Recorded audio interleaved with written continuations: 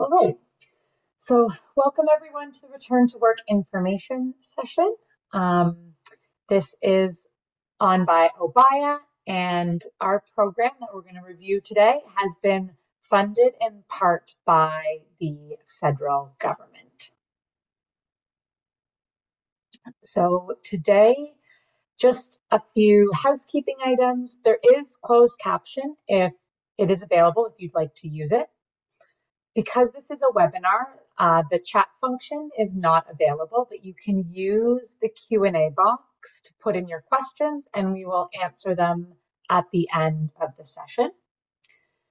We might not be able to answer all your questions, but we'll try and get through as many as we can. And unfortunately, we're not going to be able to answer questions specific to your case. The information in this session will be recorded and everyone will receive a copy of the PowerPoint and instructions on how to access the recording. So today we're going to go over, we'll introduce you to the OBIA Return to Work team. We're going to go over what current research is saying on returning to work. Return to work readiness. So how do you know you're ready to go to work, ready to return to work? Preparing yourself for that next step in returning to work. Sort of what that whole process looks like from getting back to returning to work. And then we'll also go over our program. So just to introduce ourselves, my name is Zoe. I am an occupational therapist by background, and I am the project lead for the Return to Work team. Hi, good afternoon, everyone. My name is Mackenzie. I am a social worker, and I am the mental health coordinator for this project. And then not on the call or not on the webinar today is OBIA, who is our program and research coordinator.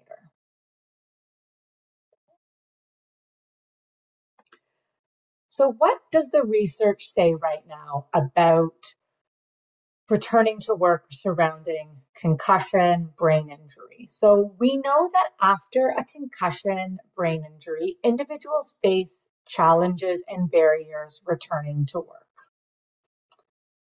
We know that the inability to work and unemployment, there's a strong link to mental health challenges. So that's including things like depression, low self-esteem, low life satisfaction. We know, paid employment is, a social determinant of health as well. There are several indicators that do correlate to an individual's successful return to work. One of those is a flexible work environment. Now, the research doesn't really define what flexible work environment means, but when we look at it, there are a few things. One, it's being able to adjust your hours. So say typically you work a 9 to 5. Can your employer adjust to, 10 to 6 or 8:30 to 4:30? Also, being able to work remotely, that adds a bit of flexibility to your work environment. Another strong correlation with a successful return is the employee feels supported by their employer. And that was all over the research, that the relationship between the employee and the employer is a strong indicator that the return to work will be successful.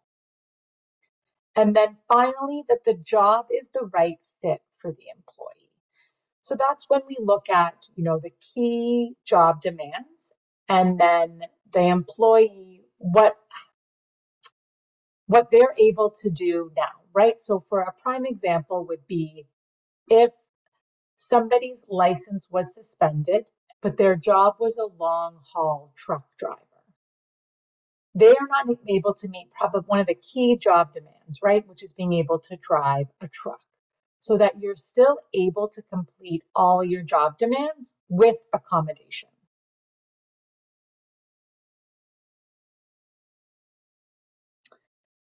So when we talk about return to work readiness, how do I know if I'm ready to go back? So One of the first steps is talking to your medical team, your healthcare provider, and making sure you're medically cleared to go back, right? That's the next step in your recovery. Another thing I speak to clients a lot about is the ability to manage day-to-day tasks and symptoms. So in your day, can you still get up, do your morning routine, your self-care, go to the grocery store, manage your appointments, meal plan, right? Because one of the key things is when you go back to work, life tasks don't disappear. They're still there. So the ability to manage those is very important. I'm able to prioritize work, right? I have the capacity to take on something else as well as my day-to-day life tasks. Each individual person, and this is where it's a very personal decision, evaluates the potential risks associated with return to work, right? It may impact motor vehicle claims. It could impact your long-term disability, ODSP, right? There is a little bit of risk in attempting to go back to work depending on your situation. So even if you get medical clearance and the teams and your healthcare team says, yep, I think you're ready to go back, this is a reasonable next step in your recovery. It's also a personal choice whether you choose to do that and if you feel like you're ready to take that next step. Having the insight and awareness of your abilities and possible accommodations, right? So knowing where your strengths are, where your weaknesses are, where some of your challenges still are, and how are you going to manage those when you go back to work, right? I think another thing we often tell people is that symptoms will likely increase when you initially go back to work. So knowing how you're going to manage those symptoms is really important. And then supports are in place, right? As you begin to go back to work, right? As we said, symptoms will increase. Knowing who you're going to reach out to as in your support network to help you out during that transition. So preparing to return to work. What can I do to prepare to go back? So we talk about this, or I sometimes talk about this concept of what I call work hardening. Now, work hardening is really this like individualized, structured program that is available through some rehab, and I know WSIB has some of it as well. I'm just going to talk about some principles of work hardening that you can use in your day-to-day life. Number one is expose yourself to work-related tasks. So if you're somebody who spends quite a bit of time on the computer for your job, start spending time on your computer. I do not count social media or YouTube or, phone games, really thinking about higher level tasks that you can do on your computer to start exposing yourself to that. So an example would be, plan a fake trip, right? So think about where you're going to go, the flights, the time of year, look up accommodations, read the reviews of those accommodations. What restaurants are in walking distance? What sort of activities are you going to do while you're on this vacation, right? Even though you're not going to follow through with any of those tasks, it helps with exposing yourself to higher level focused tasks on the computer. Practice reading and retaining information. So whether you could read a news article on the computer and then talk to a friend or a colleague, or even just reiterating the information to your pet to see if you're able to retain the information you read. Practice following verbal or written instructions, right? Take a class, whether even if it's just, it doesn't have to be an academic class, just from a hobby, or make a new recipe. So following a new recipe and instructions, right? Starting to expose yourself to things that have the same type of skills that would translate to work. And then also slowly increase the amount of time you complete tasks.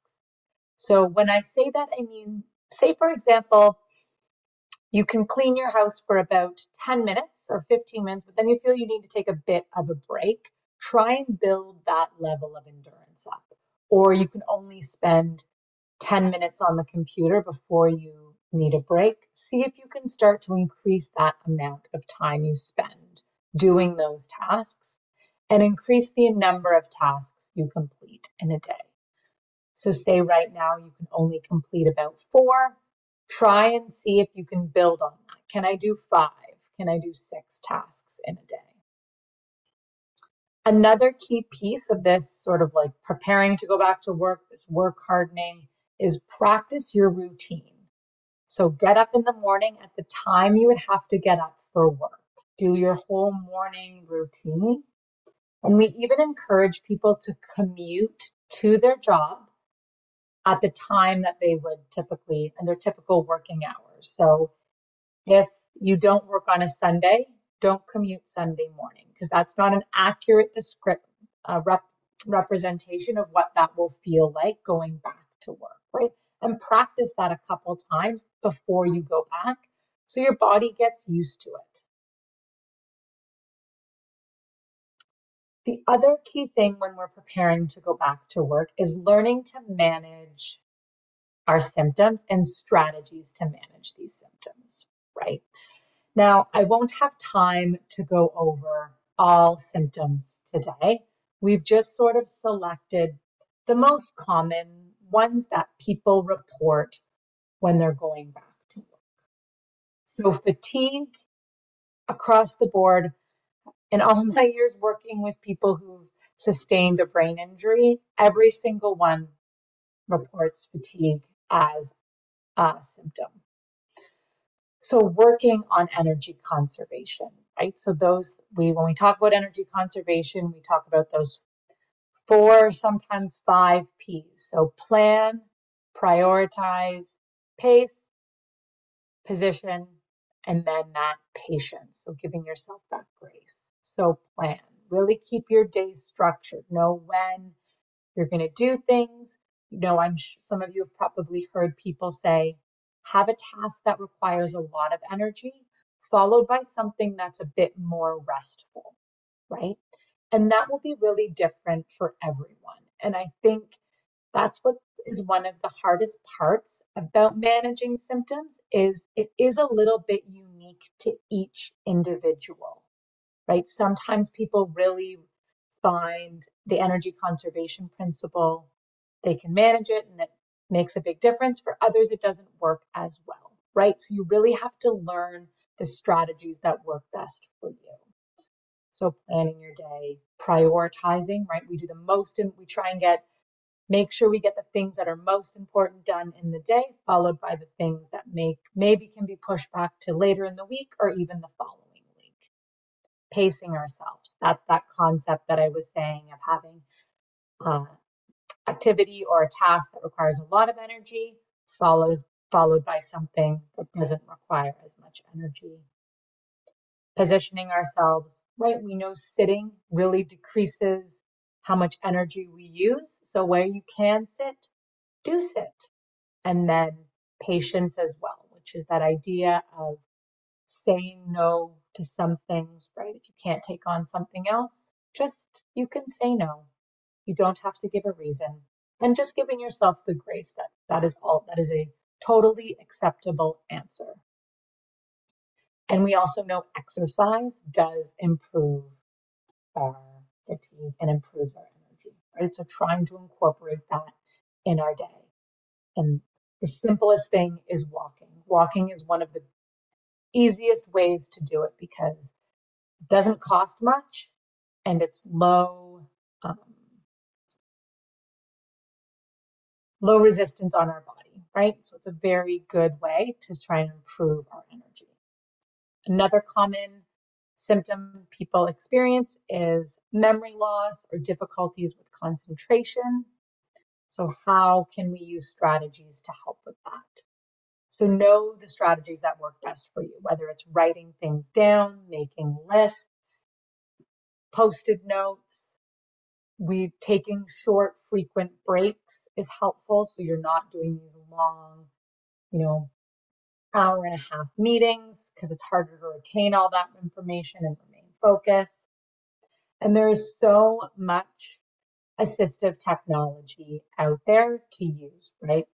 AI is where we can really use this to our advantage for note taking, for reminders, even things I encourage people when they're going back to a job that, again, is more set on the computer and they're using systems like Microsoft or Google. Really familiarize yourself with what the systems are able to do because they can do quite a bit, right? You can take notes. So when you have to, if you need to remember something for a meeting 2 weeks from now, you can write a note in that meeting and then go check, look at it to get all your reminders. It will flag you when a meeting's coming or if something's due or a task needs to be done. So just trying to maximize these systems that we have available and also looking into other assistive technology. Headaches and dizziness, they're also a common symptom reported, and the ability to tolerate activity with reduced symptoms is sort of what we're targeting, right? We may not eliminate the symptom altogether, but we can try and reduce it. And that this, again, is an area that really you have to know yourself best because you will know how long you can be on a computer before you get a headache, right? Using night mode or wearing sunglasses or a hat to try and decrease some of that fluorescent lighting that may be in your building could be helpful as well. Having a quiet space, those things can also help with those sorts of things, but you know your symptoms, you know what will trigger your symptoms, and learning where your tolerances is probably one of the best things for returning to work. And then another symptom that most people experience and some strategies surrounding that is this feeling of overwhelmed, anxiety, depression, especially when they're returning to work. So knowing what strategies will work for you once you get back into the workplace. And you need to start practicing them well before you go back to work. So when you're in those moments at work where you're feeling like you can't handle the stress, you're feeling overwhelmed, the anxiety is too much, you can use those strategies and they've become second nature. So things like grounding exercising, right? To help us stay present or return to the present. If you have a self-soothing activity, deep and paced breathing activities, even just taking 3 sigh breaths where you breathe in and then just let it out. Doing that 3 times to help really manage that stress and feelings of overwhelmed or anxiety. Mindfulness, self-compassion practices, and then of course seeking specialized support. So support groups or individual counseling, because they will continue to help practice these strategies for when you're going back to work. And then finally, making sure you're carving out time to engage in meaningful things to you, whether that's having a nice dinner with a friend, spending some time in nature, reading a book, whatever it is for you, it'll be personal, making sure you're taking time to still do those things.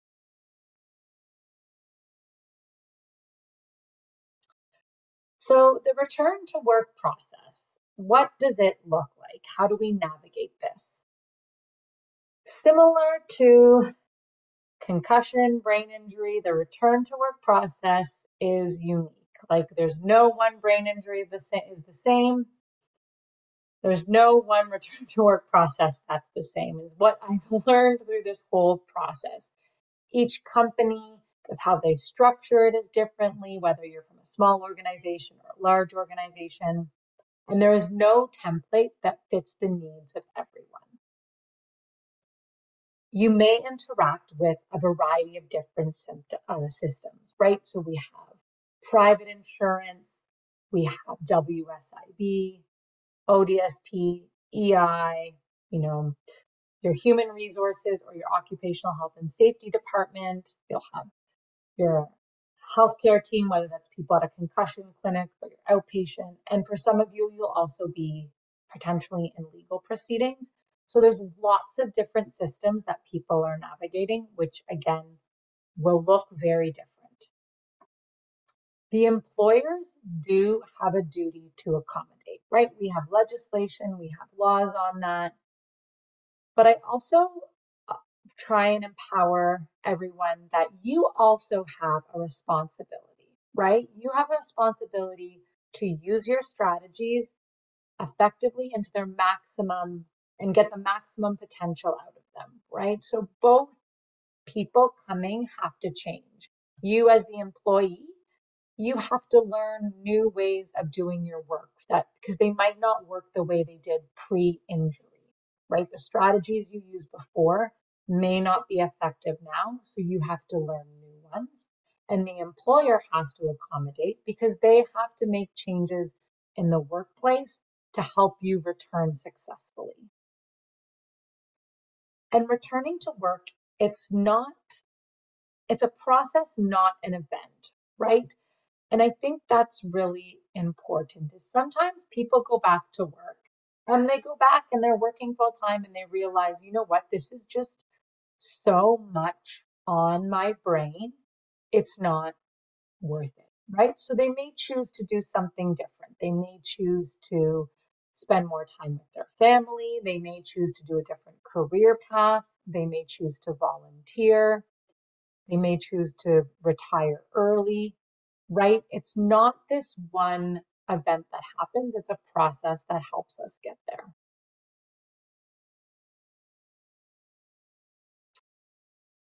And when we're looking at the components, so we've talked about sort of if I'm ready, how do I get ready, what the systems I may come in contact with as I'm actually preparing to go back to work. Often people have what they call a return to work plan, right? And these should be individualized. And there's sort of four key components that I think every return to work plan should have. So number one is a gradual return to work schedule.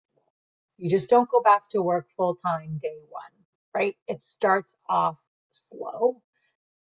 Some companies, it's sort of a policy or it's written in that you have to start at 4 hours a day, right? That's a minimum. So you might start off at four hours a day, 3 days a week or 2 days a week. It'll depend on your employer and your job role.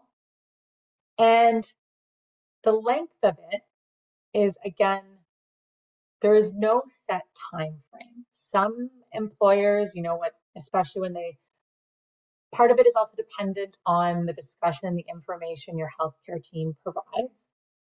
Some are as short as 4 weeks and some can be as long as 16 plus weeks, right? So it's a slowly way to expose your brain and get your brain used to going back to work and, creating those new networks that, if for most of you who've been off work for some time, need some time to rewire. Number two is the accommodation piece, right? So these are the things that the employer puts in place to help for a successful return. I have listed here some. It's not all, it's not an extensive list. A lot of them will depend on your symptoms and the type of work environment, right? So a common one I say is start off with job tasks that you have the most experience and the most confidence in, and be specific and give examples, right? Flexible work hours, so it might be working partly at home, partly in the office, or again, your hours have shifted slightly. Flexible tasks and a modified workload. So for some people, it might be if they are, for example, myself as an OT, when I used to work in the hospital, you might have 7 people on your caseload. but initially when I go back, I only have 4, so I don't carry a full caseload. Again, like I said before, options to work from home, assistive technology and items that are available to you, how you're set up at work, right? Is there natural light or is it overhead lighting? Can they turn off some of the lights in your office to sort of reduce those headaches and dizziness? Or could a quiet space be provided to you?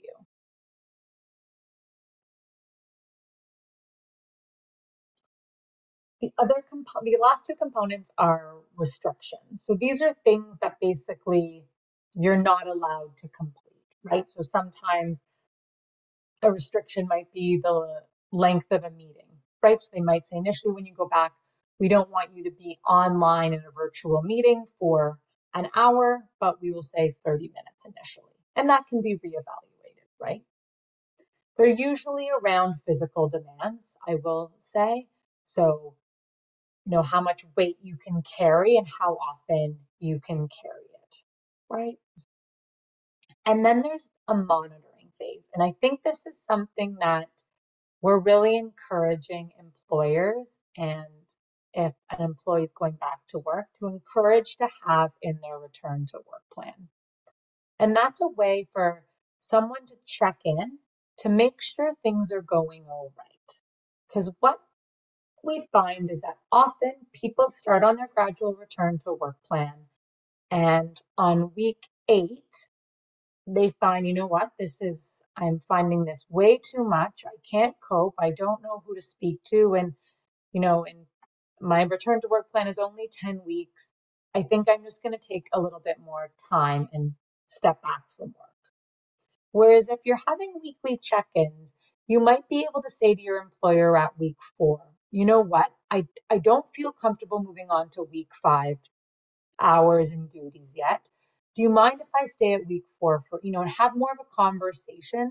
So it might make your gradual return a little longer, but you're still remaining at work and you could maybe pick up some of those hours in the latter half of your gradual return.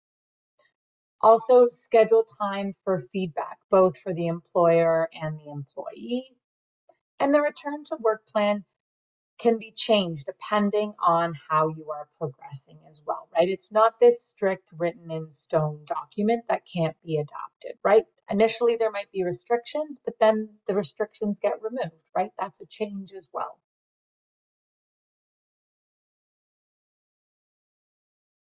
All right, I'm going to pass it over to Mackenzie to talk about our return to work program.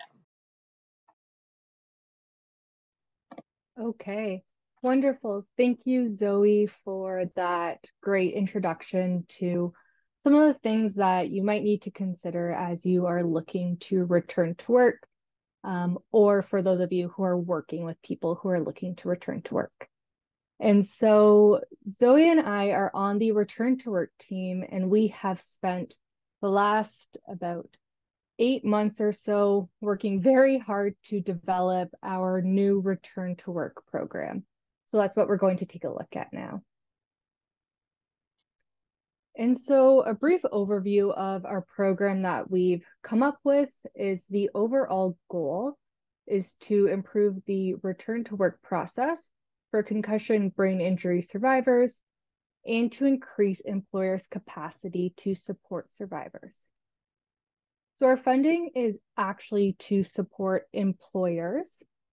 However, a massive part of the equation of returning to work is the person actually returning, so the survivor of concussion brain injury. And I'm going to use survivor and employee interchangeable for the next few slides.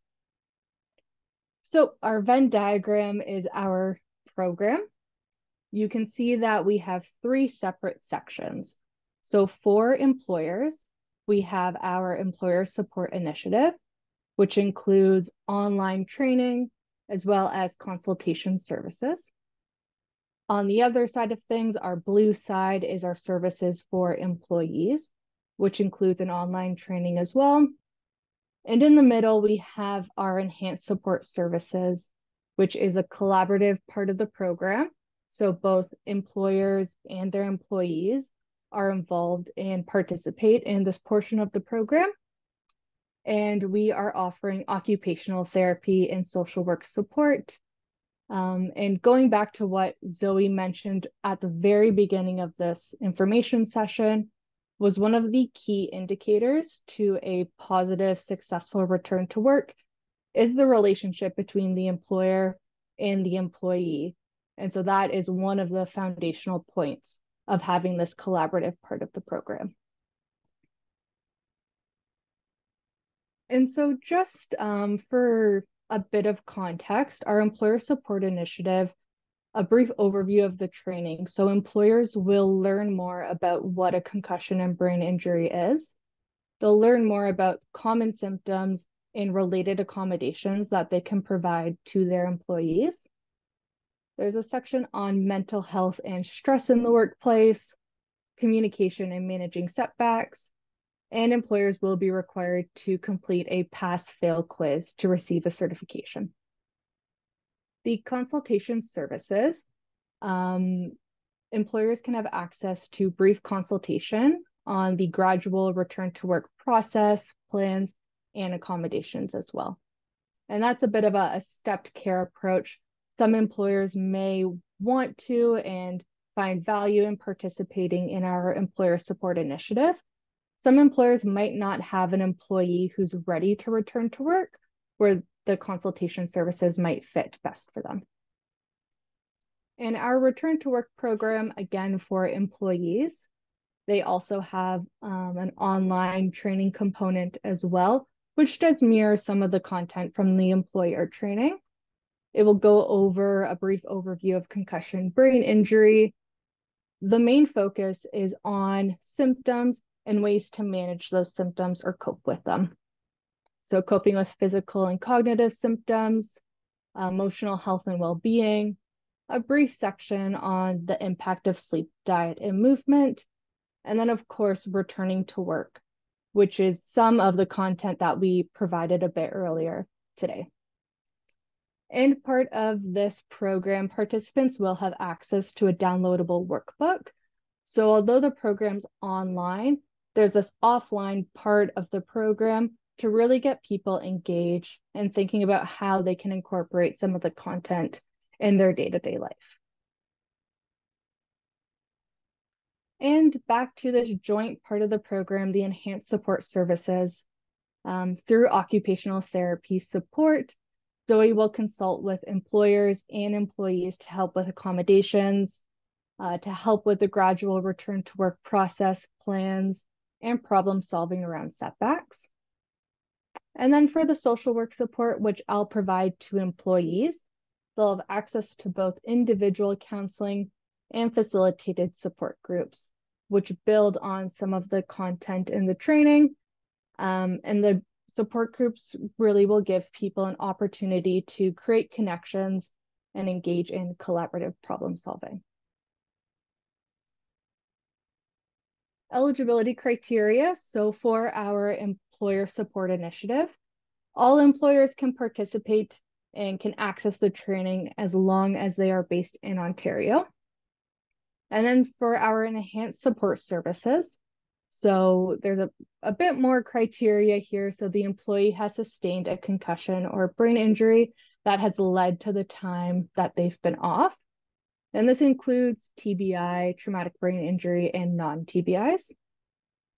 The employee is returning to their pre-injury employer. So the return to work team will not be providing any employment help services like resume building or interviewing skills or vocational rehabilitation services. We do have a bit of, we have a slide later on for resources if that's what you're looking for, but the return to work team is unable to provide that sort of service. The employee has received medical clearance to return to work. So we talked about how important that is. The employee also resides in Ontario. Both the OT and social work services are provided virtually. So it doesn't matter where you are located in Ontario as long as it's an Ontario address. And again, the employer and employee both consent to participate in this part of the program. If for any reason, if someone has their employer is not willing to participate in the program, or there's a bit of disconnection there, the employee can still access the training so that they have that information, and they would just follow the same referral process, which is right here. So our program is completely self-referral, so employees can refer themselves to their program by visiting our website and filling out a very brief expression of interest form. We are currently working with our web developer to finish and wrap up our training programs. And so our online training program and the enhanced support services will be available mid-May in about less than a month. And so if you are someone who's looking to return to your pre-injury employer in about the next 6 months, I would really encourage you to visit our website and fill out our expression of interest form. If you're someone who does not have a job to go back to, there are some other resources right here. So Employment Ontario is probably the best place for you to start, because that's a place that you can work with an employment counselor to get help with resumes, job searching, exploring new careers, skills upgrading, all of that great stuff. And most often there are Employment Ontarios in almost all cities in towns, so that you can find local resources with that link there. And 211 Ontario is another great resource. They do have an employment section, as well as many different social resources, housing, income support. So that's just a great resource to have if you're ever looking for any sort of program but don't know a name for it, or don't know where to turn. And if for any reason you're not eligible for the Return to Work program, OBIA does have lots of free support services. So we do have our helpline, which calls are answered Monday to Friday, 9:30 to 4 p.m. Eastern Standard Time. We offer free concussion groups and caregiver support groups, and we have a peer support program as well. And then we also have many different local brain injury associations across Ontario with their own unique programming. So we also have that link there for you to find the closest one to you. Okay, so I am going to invite Zoe to come back on camera, and I'm going to take a look at some of the questions that people have asked here. And let me stop sharing my screen.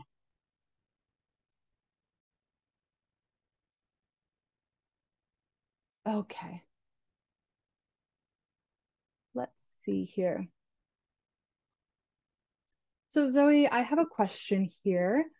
How do you know your abilities without trying to actually start the return to work process? How can you become familiar with your own abilities without actually starting to return to work? What can you do to learn more about yourself that way? I always say try to expose yourself to, if I'm answering this question correctly, try and do different things, right? So, can you go to a coffee shop and sit in a coffee shop and, you know, tolerate the noise? Can you, if you read a new book, can you retain the information from that book, or read a journal, a newspaper article, or something along those lines? That it will really depend on your job. If you're a very physical job, how much physical labor, like for example, I had a client, someone who was a cleaner, and I said, you really should practice cleaning your house for an extended period of time and see if you can tolerate that, right? Because that will mimic more what it's like to go back to, is because each job is so unique, right? So for example, if you're never on your computer at work, then the computer example doesn't necessarily fit for your situation. But if you're a teacher and you're going into we know classrooms are noisy, No matter what accommodations you put in place, they won't be able to eliminate the noise. Can you go into a coffee shop, right? And be in a coffee shop and expose yourself to sort of that sort of stimulation. That's sort of what I speak about when trying to prepare yourself for work.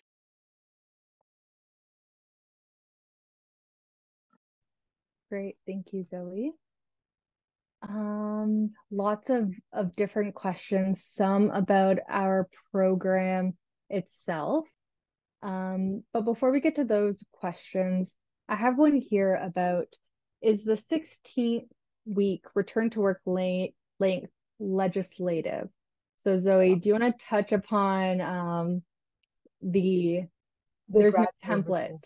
Yes. Well, this is what, after me and Mackenzie spent probably the first, and Obey's probably spent the first few months of our project reading many, many journal articles out there about return to work.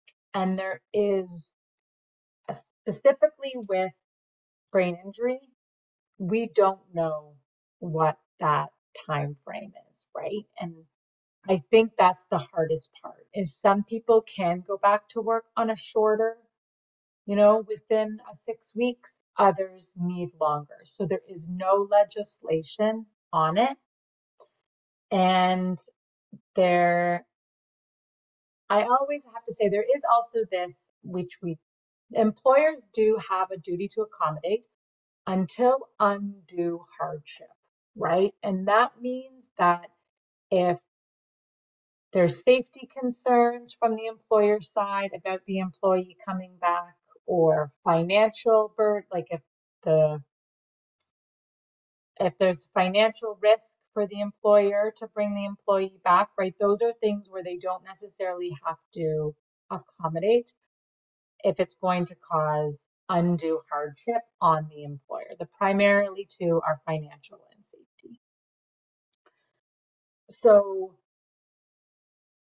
I think that probably comes into a bit of the gradual return for some, right? Smaller organizations, it's harder to accommodate a long, slow, gradual return because they'll have to hire another person to do that, the other half of the job, right? So there is this, and there's no protocol of 16 weeks, 8 weeks.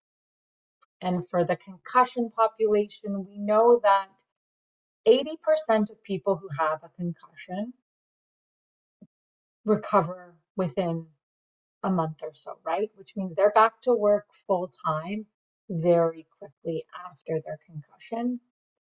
And then there's this 20%, which we're still trying to get more research on, more information on how to better support them when they have these persistent sort of long-term concussion symptoms. And I think that's where the challenging comes with return to work, is that some people who have a concussion can go back really quickly. Others, it may take months or even years, right? So no, it's not legislative. Thanks, Zoe. There are a few questions in the Q&A chat around if there's a cost or if the program's free. The program is free. We should have put that in big letters. That was an oversight on our part.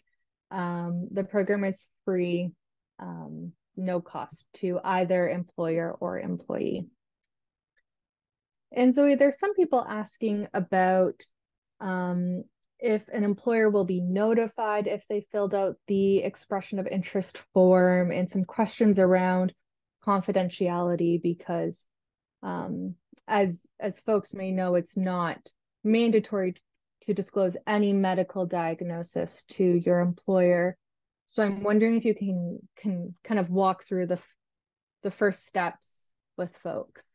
So if the employee, so if someone fills out an expression of interest form, we sort of connect back with them and ask, sort of confirming their start date, that they want to be part of the program, and then we'll set up a sort of a call with either Mackenzie or myself, and we do have a release of information form, because to be part of this program, you will have to disclose that you've sustained a concussion brain injury because we can't hide it.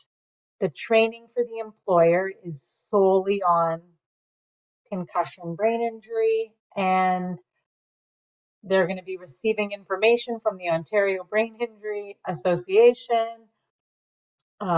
So we can't mask that. So we won't be disclosing any other health information, but we will ask participants to sign a release of information that will be disclosing this.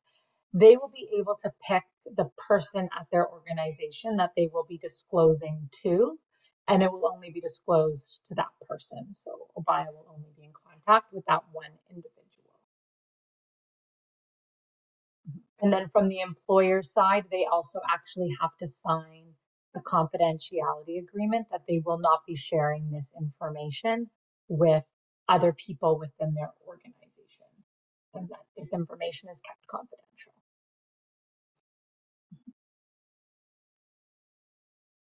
I see some other questions around if someone can participate in the program as an employer, if they're an independent contractor or they have their own business. Yes, completely, you can. Zoe, can you speak a little bit about if you are self-employed and sustain a concussion brain injury and how that might differ a bit from someone who's employed by an organization or a business? Yes, so you can definitely participate still. We generally recommend probably taking our employee training because it's probably more targeted to, you know, how you can help manage your time as an independent contractor. But yes, you can participate. You could also take the employer one as well. You could take both. Um, and that becomes a little, because I know some, you can put accommodations in on for yourself as well, right? These accommodations can suit you as well. So yes, you can participate.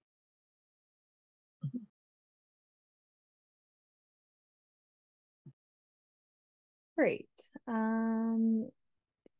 Give me 1 second here. Okay, there we go. Zoe, some questions around if we work with people who are involved in WSIB. We are not opposed to working with people who are in with WSIB. I will say WSIB does have its own structure and sort of system, which is harder for us to necessarily there. I do have a bit of a mentality of too many cooks in the kitchen, right? That if you have an OT and a social worker who are helping you with your graduate, who are writing your graduate return to work plan and helping you get back to work, you might not need me for those types of services, or Mackenzie if you already have a social worker through your WSIB claim. However, we are open to definitely um, sometimes it's the employer that needs the education, right? So if the employer wants to be involved and take the training and they can, ask me questions, that's fine. But I will say, generally, WSIB has to have a lot of people involved in your case, which sometimes makes it a bit more challenging for OBIA to get involved. But we can still be an advocate and you can still get access. Your employer and yourself could still take our training. And that's sort of similar with people who are involved in the motor vehicle uh, world, right? I often say if you have a private OT who's managing your return to work, you might not need my OT services, but I could provide education to your employer, right? So your employer could take our training and I could be a consultative person for the employer right, to help them understand sort of how to best support someone returning to work.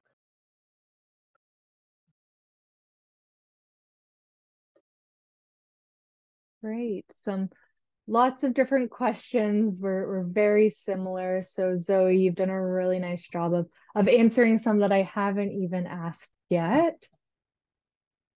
So with our final minute, of course, there's lots of questions. We weren't able to answer all of them.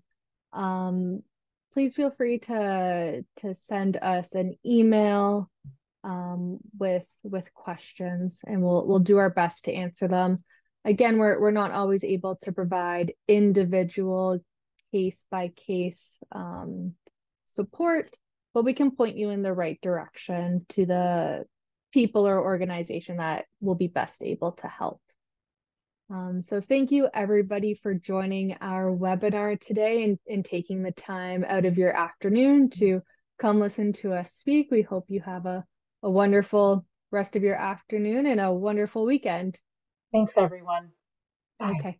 Take care, everyone. Bye.